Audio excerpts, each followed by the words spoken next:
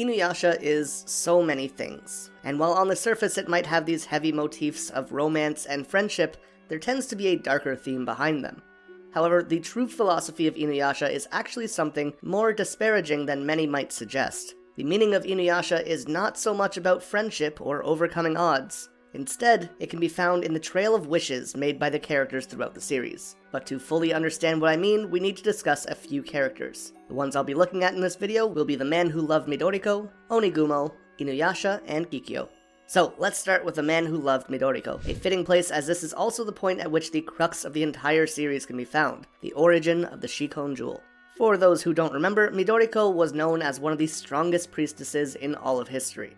However, a greedy, terrible man fell in love with her and would essentially sell his soul to a horde of demons for the opportunity to be with her. These demons would overpower the man and use their new chimeric body to attack Midoriko, pushing her to her absolute limit, with a battle lasting 7 days and nights until the demons finally got the priestess within its jaws. With one last attempt at defeating the demon, the priestess pulled the demon's spirit within herself and fused it with her own, producing the Shikon Jewel in the process. The bandit Onigumo faced a similar fate. After sending Rasetsu and his men on what was essentially a suicide mission to attack Kikyo and steal the jewel, of course not warning him about her half-demon protector Inuyasha, most of Rasetsu's men were wiped out, and to take revenge, he set fire to the inn that Onigumo was staying at before throwing him off a cliff to try and kill him. However, Onigumo would survive, albeit crippled and unable to move, and then he was found by the priestess Kikyo, who nursed him back to the point where he could at least speak again. Even through all of the kindness he was shown, Onigumo remained a truly evil and greedy man, even telling Kaede that he wanted to see Kikyo suffer and in despair. However, despite all of this,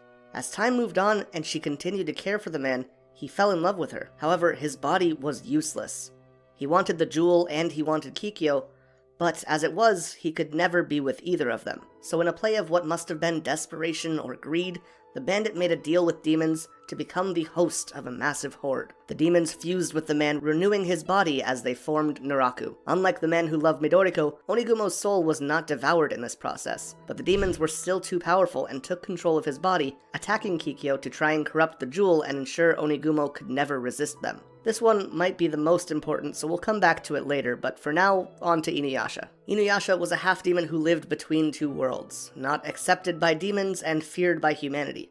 The only kindness he ever knew was from his mother, but unfortunately she died when he was still very young. A lone, half-demon child, Inuyasha was forced into survival mode. Hostile yokai would be immensely dangerous to him, and it wasn't as if he could take refuge with the humans. He lived his life as an outsider, and as a result, he desired to take the Shikon Jewel and become a full demon. With this, he might be powerful enough to hold his own, and he would never have to rely on anyone. However, this wish slightly changed when we come to our next topic of Kikyo. Kikyo was a priestess who showed amazing talent and promise even as a child. One day, a troop of demon slayers approached her with the Shikon Jewel, and as she was the only one who could purify it, she was made into its new protector, a role which quickly became her new prison. She would never be allowed to show any signs of weakness for fear of being taken advantage of by someone who wanted the jewel. She would never be allowed to enjoy a normal life as a young woman. As I mentioned, Inuyasha was looking for the jewel, and as such, they would eventually cross paths. And despite her vow to never show weakness, they ended up falling in love with each other. She would convince him that rather than becoming a full demon, they could instead make a wish for him to become human and to live together as normal people. However, this would also be the point in which Naraku was born. He would disguise himself as Inuyasha and mortally wound Kikyo before they could make their wish. With her last moments of life, she would pin Inuyasha to the Tree of Ages and ask Kaede to cremate her body with the jewel. Here, she made 3 different wishes than what was planned. She wished that she could take the jewel with her to the afterlife, removing it from the mortal world. She also wished that she could live a normal woman's life. And finally, she wished to meet Inuyasha one more time. So we have all of these wishes being made throughout the series, but what do they mean? Well, the series essentially offers the message to be careful what you wish for, and that wishes can be a dangerous thing. Let's look at how these wishes played out. And I realize these weren't all made on the jewel, but I'm talking about wishes in a general sense in the series. Starting with the man who loved Midoriko, who wished to be with her. And this, in a sense, was a wish that was granted. The amalgamation of demons that he became would take control and attack her, but when Midoriko created the Shikon Jewel, it meant that her own spirit, along with the man and the demons, would all be trapped in the jewel together for eternity, spending the next 500 years together in that prison of a battlefield. Inuyasha wished that he could become a full demon. However, as the story progressed, he had moments where he could experience becoming a full demon several times, and he hated it. I'll never forget the moment where Inuyasha's in the river trying to wash the blood off his hands and having a psychological breakdown. Not to mention the fear that he had that he might hurt the ones he cares about. The idea of being a demon is great when you're alone, but once you belong somewhere, it's just dangerous to your loved ones. Kikyo wished for the jewel to follow her into the afterlife, to see Inuyasha again, and to be an ordinary girl, and all of these were combined into Kagome. 500 years after her death, she would be reincarnated and the jewel would follow her back into the world of the living. Her powers were sealed by Magatsuhi, making her essentially an ordinary woman, and her spirit would come back to Inuyasha as Kagome traveled to the past. However, Kikyo would end up being revived, meaning her own wish placed her in a situation where she would have to watch Inuyasha fall in love with another girl. She would have to see Kagome living the life that she always wanted. And then we have Onigumo. The bandit wished for a few things. A renewed body, to have the jewel, and to be with Kikyo. He did get his renewed body when Naraku was formed. He could move around, he was strong, no longer on death's door. However, the demons within his new body would take control, and ultimately attack and kill Kikyo, leaving this part of his wish unfulfilled, and leaving him as a prisoner within Naraku's psyche. He, and the demons as well, also wished for the Shikon Jewel, and though they did attain it eventually, Naraku would be defeated almost immediately after using its power. 50 years of waiting and scheming for a moment of power that was taken from him with nothing gained. Finally, he wished to be with Kikyo. This wish is often confused in the end, with Naraku's wish to have himself and Kagome replacing the demon of the jewel and Midoriko. However, that still wouldn't really allow Onigumo to be with Kikyo.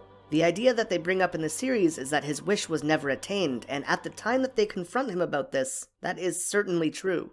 However, as the jewel fades away, and Onigumo's soul moves on from this world to the next, his soul is brought back to the afterlife, just as Kikyo's was. I'm not saying that they ended up together or anything in the underworld, nothing like that, but I am saying that in death, he is closer to Kikyo than he ever was as Naraku.